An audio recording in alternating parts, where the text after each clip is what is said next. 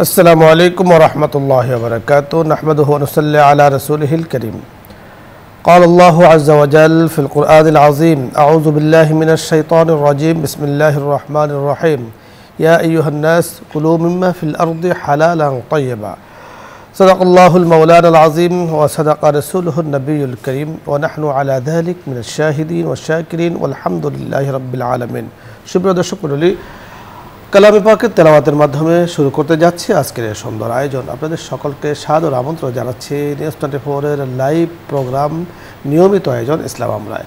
আল্লাহ রাব্বি করিম পবিত্র কোরআনে হাকিম আমাদেরকে জানিয়ে দিয়েছেন যে জমিনের বুকে আল্লাহ তাআলা অনেক কিছু সৃষ্টি করেছেন।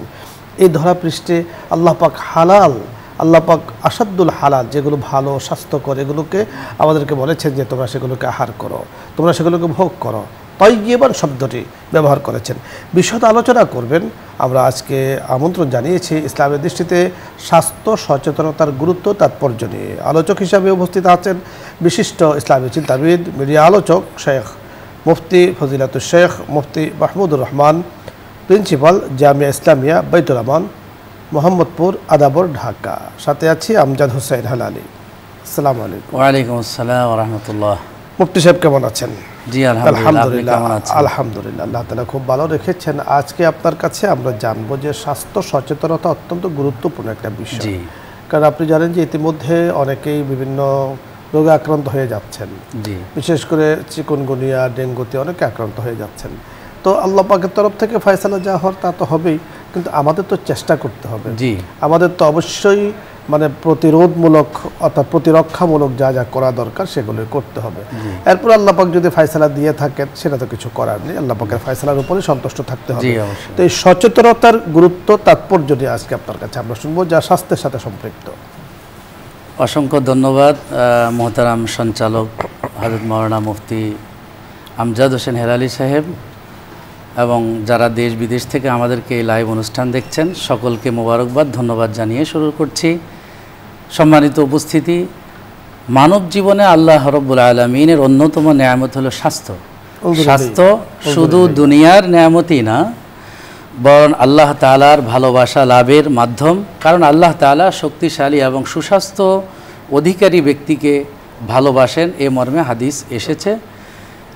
দৈহিক, মানসিক এবং ইমানি দিক থেকে যে বান্দা অধিক শক্তিশালী, সে বান্দাকে আল্লাহ রাব্বুল আলামিন খুব ভালোবাসেন।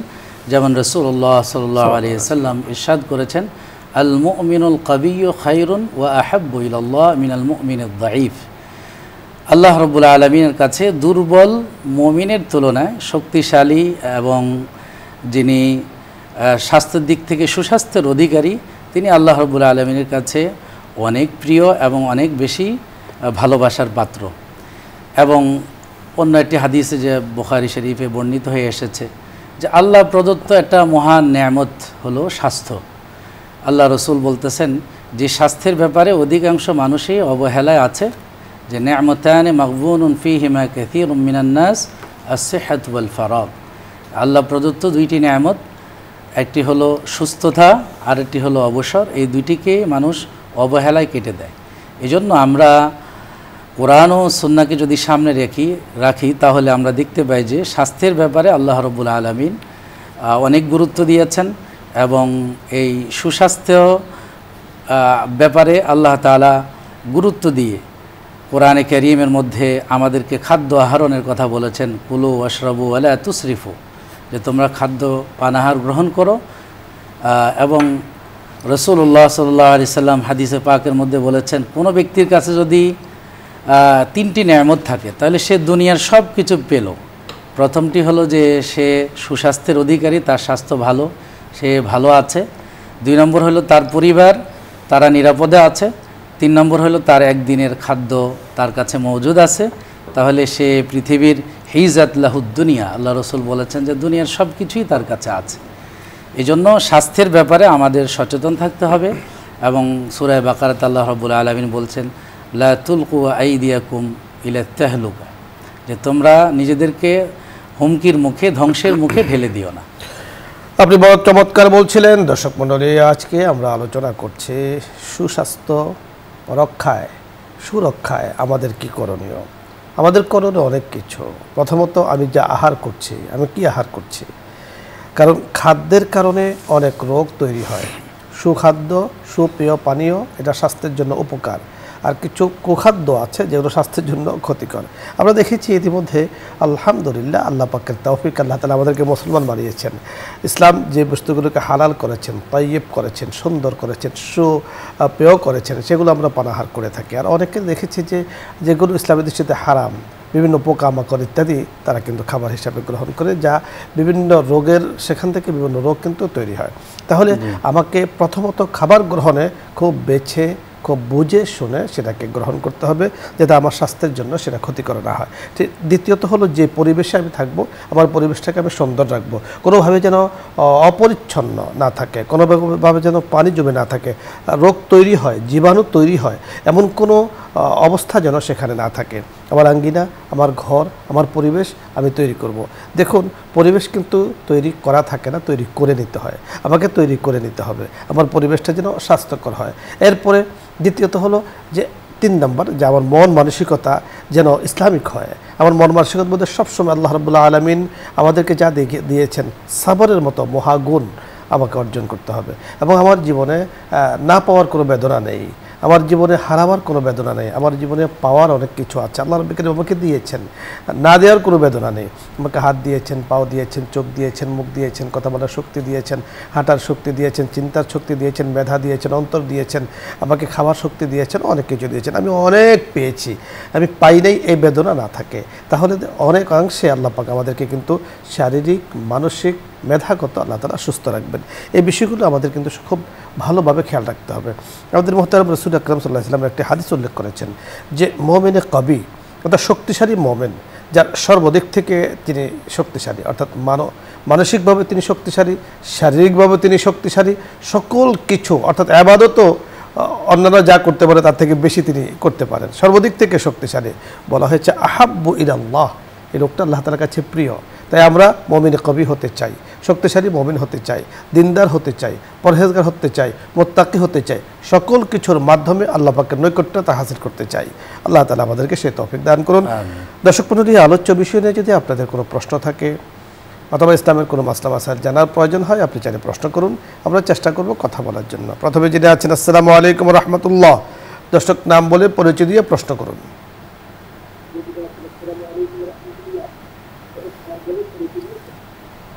আসসালামু আলাইকুম। ওয়ালাইকুম সালাম ওয়া রাহমাতুল্লাহি ওয়া বারাকাতুহু। আপনি প্রশ্ন করুন। ওয়ালাইকুম সালাম।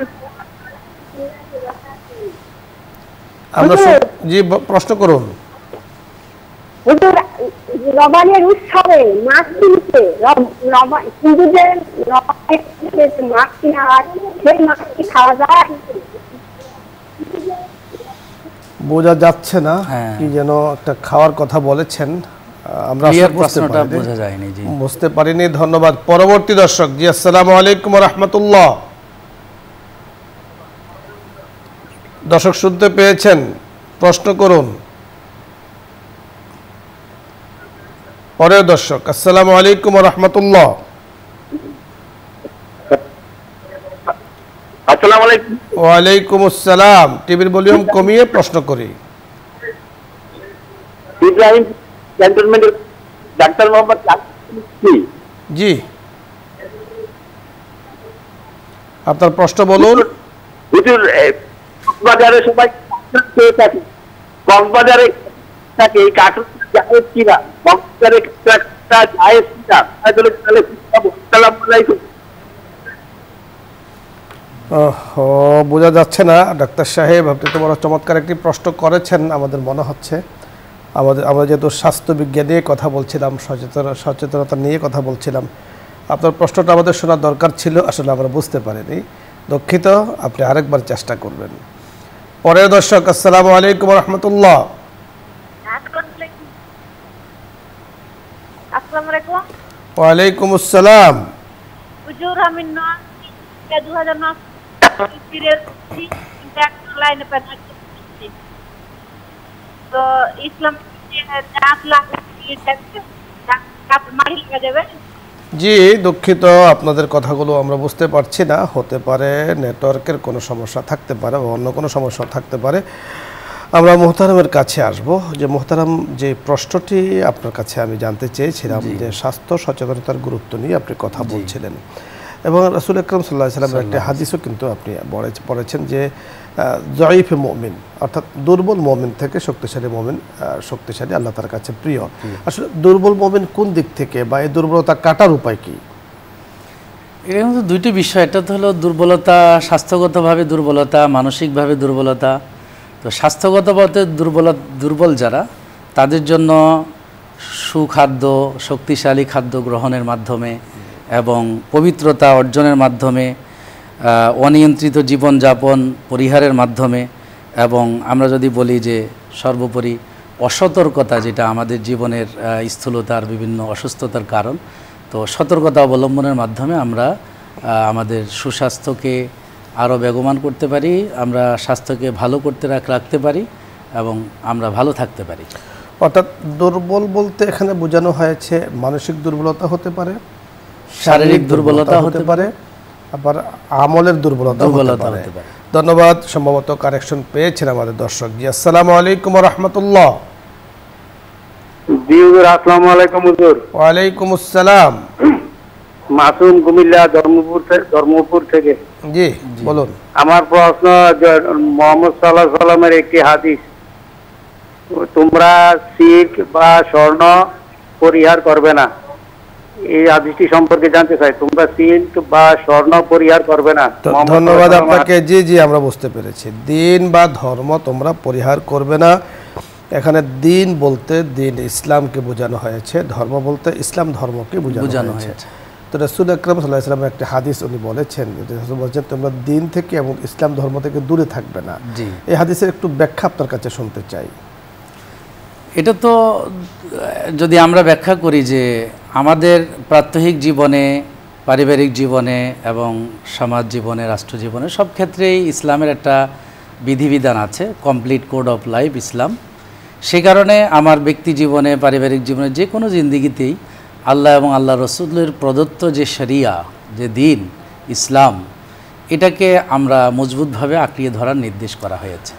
চমৎকার আপনি বলেছেন। ইহ এবং পরজগতের কামিয়াবি সফলতার জন্য ইসলামের বিকল্প নেই। আল্লাহ তাআলার কাছে একমাত্র মনোনীত ধর্ম ইসলাম। আল্লাহ তাআলার কাছে একমাত্র মনোনীত অর্থাৎ মুক্তিপ্রাপ্ত ধর্ম ইসলাম, যা আল্লাহ তাআলার কাছে প্রিয়, আল্লাহ তাআলা পছন্দ করেন, নির্বাচন করেন এবং তিনি বিধান করে দিয়েছেন। সুতরাং কোনো মানুষ যদি ইসলাম থেকে দূরে থাকে, শিরকে লিপ্ত থাকে, তাহলে ইহ পরকালীন দুটি তার বরবাদ। অর্থাৎ পরকালীন জামানায় অন্তত তার জন্য আল্লাহ তাআলার শান্তির জায়গা জান্নাত হবে না, জাহান্নামে তার জন্য বরাদ্দ থাকবে। এজন্যই বলা হয়েছে যে ইহ পরজগতে শান্তি যারা আমরা চাই, সকলেই আমরা চাই, তাদের সকলের উচিত হলো ইসলামের সুন্দর সুশীতল ছায়াতলে চলে আসা। আর সেই চলে আসাটার মাধ্যম হলো ইসলাম ধর্ম। ইসলাম ধর্ম আমি যখনই গ্রহণ করলাম, তখন সুন্দর ছায়া গাছের নিচে আমি চলে আসলাম। আল্লাহ রাব্বুল কারীম আমাদেরকে বোঝার তৌফিক দান করুন। আরও অনেকগুলো ব্যাখ্যা রয়েছে। পরবর্তী দর্শক। জি, আসসালামু আলাইকুম ওয়া রাহমাতুল্লাহ। ওয়ালাইকুম আসসালাম। জি জি, আমি গাইবান্ধা থেকে আসি বলছি। বলুন।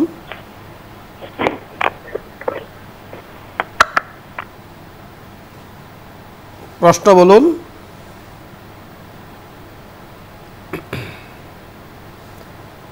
পরের দর্শক। জি, আসসালামু আলাইকুম।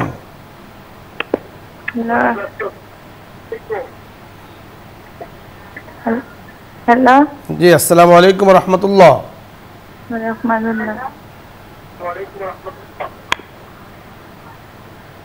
হুজুর, জি বলুন।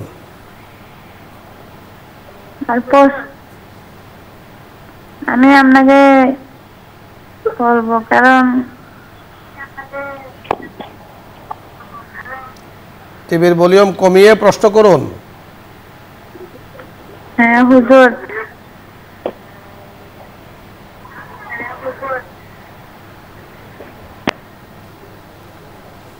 ধন্যবাদ। সম্ভবত আপনি বলছেন, আমরা শুনতে পাচ্ছি না, যান্ত্রিক কোনো সমস্যা থাকতে পারে। তো ধন্যবাদ দর্শক মণ্ডলী আপনাদেরকে। ইনশাআল্লাহ চেষ্টা করবেন, আজও চেষ্টা করছেন, সামনেও চেষ্টা করবেন। মোহতারামের কাছে আরেকটু জানবো যে আমরা সকলেই চাই যে সুস্বাস্থ্য যেন আমাদের থাকে। জি। আবার অনেকে এমন আছে যে তারা ভরসা করে থাকে যে আল্লাহ পাক আমাকে রক্ষা করবেন। তো এখন তাওয়াক্কুল করে সে যেমন ইচ্ছা তেমন চলে, এটা তো আসলে উচিত না। এগুলো তাওয়াক্কুলের আসলে আমি বলবো যে অপব্যাখ্যা, হ্যাঁ, এক ধরনের অপব্যাখ্যা। যে আল্লাহ তাআলা তো বলেছেন চেষ্টা করো, জি, তুমি সুরক্ষার জন্য যা যা দরকার সব ব্যবস্থা গ্রহণ করো। এরপরে তুমি আল্লাহ পাকের উপর ভরসা করো। ধন্যবাদ আপনাকে, জাযাকাল্লাহ আহসানাল জাযা। দর্শক মণ্ডলী, আজকের এই সুন্দর আয়োজনে আপনারা অংশগ্রহণ করেছেন, আলহামদুলিল্লাহ। আল্লাহ রাব্বুল কারীম আমাদেরকে দিয়েছেন স্বাস্থ্য, আমাদেরকে দিয়েছেন সুযোগ, আমাদেরকে দিয়েছেন খাবার, আমাদেরকে দিয়েছেন সকল কিছু। তো এই জন্য এই সকল কিছু যে আল্লাহ তাআলা দিয়েছেন, এখান থেকে বাছাই করে আমাকে গ্রহণ করতে হবে। যে এখানে আগুন আছে, এখানে পানি আছে, আমি কি পানি পান করবো নাকি আগুনে ঝাঁপ দেবো, সেটা আল্লাহ পাক এই এখতিয়ার কিন্তু আমাকে আপনাকে দিয়েছেন। যে বান্দা তুমি একটু চিন্তা করে তুমি যে লাইনে হাঁটবে, আল্লাহ পাক কিন্তু তাকে সেই লাইনেই ব্যবস্থা করে দিবেন। সকল কিছু আল্লাহ পাকের তৈরি।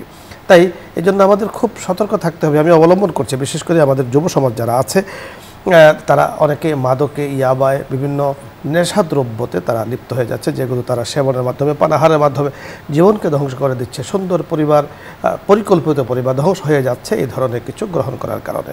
আল্লাহ রাব্বুল কারীম আমাদেরকে তৌফিক দান করেন, সব ধরনের নেশাদার দ্রব্য থেকে আল্লাহ তাআলা আমাদেরকে হেফাজত করেন। স্বাস্থ্য সুরক্ষায় যা যা করা দরকার সচেতনতামূলক সমস্ত পদ্ধতি পন্থা অবলম্বন করেন, তৌফিক দান করেন, আমিন ইয়া রাব্বাল আলামিন। ইনশাআল্লাহ আগামী দিনে আপনাদের প্রশ্নের উত্তর নিয়ে কথা বলবো, এই আশাবাদ ব্যক্ত করে আজকের মতো বিদায় নিচ্ছি। আসসালামু আলাইকুম ওয়া রাহমাতুল্লাহি ওয়া বারাকাতুহু। দোয়া হবে, দরুদ ইস্তিগফার পাঠ করি। আল্লাহুম্মা সাল্লি আলা সাইয়্যিদিনা ওয়া নাবিয়্যিনা ওয়া শাফিঈনা ওয়া হাবিবিনা ওয়া মাওলানা মুহাম্মদ সাল্লাল্লাহু আলাইহি ওয়া আলা আলিহি ওয়া আসহাবিহি ওয়া বারাকা ওয়া সাল্লাম। আস্তাগফিরুল্লাহ রাব্বি মিন কুল্লি যামবিন ওয়া আতুবু ইলাইহি।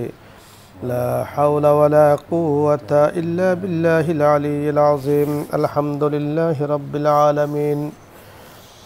والصلاة والسلام على سيد الأنبياء والمرسلين وعلى آله وأصحابه أجمعين. يا الله يا كريم। নিউজ 24 এর লাইভ অনুষ্ঠান মাওলাই করিম বড় চমৎকার, আপনার বান্দা বান্দীদের কাছে বড় প্রিয় একটি অনুষ্ঠানে বসে আপনার শাহী দরবারে হাত তুলেছি। ওগো করিম, এই প্রিয় আপনি বানিয়েছেন, মহাব্বত আপনি বানিয়েছেন, হাত তোলার তৌফিকও আপনি দিয়েছেন, কথা বলার সুযোগও আপনি দিয়েছেন। আপনি রহমান, আপনি রহিম, আয়োজকদেরকে আয়োজন করারও তৌফিক দিয়েছেন। মেহেরবানি করে ইয়া আল্লাহ, আপনার তৌফিকে আমরা কথা বলেছি, আপনার কাছে হাত তুলে ক্ষমা চাচ্ছি। মেহেরবানি করে আমাদের জিন্দেগির গুনাহগুলো আপনি মাফ করে দেন, রহম করম দ্বারা আমাদেরকে ভরপুর করে দেন। মাওলাই করিম, যারা আয়োজন করেছেন, আমরা যারা যুক্ত আছি, বিশেষ করে বসুন্ধরা পরিবার, চেয়ারম্যান মহোদয়, পরিবারের সদস্য যারা আছেন, ইয়া আল্লাহ, আমাদের পরিবারের সদস্য যারা আছেন, মুসলমানদের পরিবারের সদস্য যারা আছেন, মাওলাই করিম, যারা চলে গিয়েছেন তাদের জন্য ক্ষমা চাই, যারা বেঁচে আছেন তাদের জন্য নেক হায়াত মাওলাই করিম আপনার কাছে চাই। ইয়া আল্লাহ, মেহেরবানি করে আপনি তার ফয়সালা করে দেন। ইয়া আল্লাহ, খায়র কল্যাণের ফয়সালা করে দেন। ইয়া করিম, আজকে যে বিষয় নিয়ে কথা বলেছি আমাদেরকে বুঝার তৌফিক দান করেন। ইয়া আল্লাহ, স্বাস্থ্যতা সুস্থতা আপনার নেয়ামত, মেহেরবানি করে সেই ফয়সালা আমাদের জন্য করে দেন। আপনার হাবিবের ওসিলায় আমাদের দোয়াকে আপনি কবুল ও মঞ্জুর করে নেন। ওয়া সাল্লাল্লাহু তাআলা আলা খায়রি খালকিহি মুহাম্মাদিন ওয়া আলা আলিহি ওয়া আসহাবিহি আজমাইন برحمتك يا أرحم الراحمين.